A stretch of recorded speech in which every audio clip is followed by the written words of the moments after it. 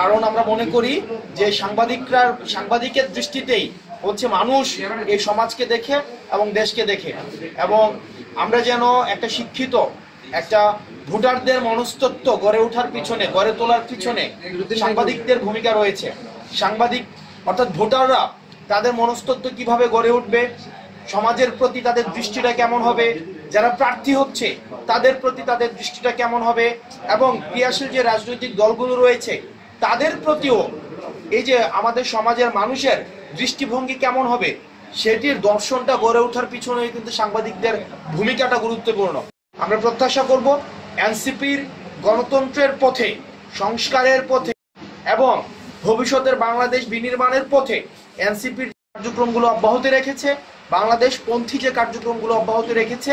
এবং বাংলাদেশকে ধারণ করে এনসিপি, আপনারা জানেন 28 ফেব্রুয়ারি আমাদের কার্যক্রম শুরু করেছি। আমরা প্রত্যাশা করব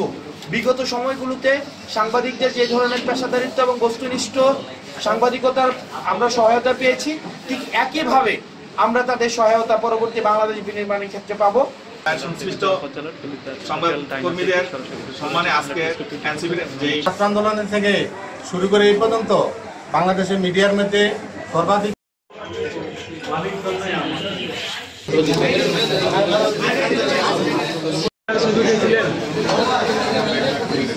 আজকে শুরু হলো, মাঝে আজকে তো ইফতার, আমরা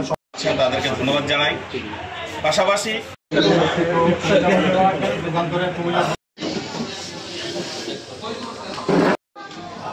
লোক মানুষের দিকে না, লোক অনেক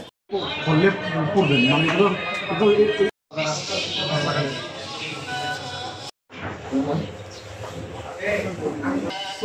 পিছনে দেয় নাই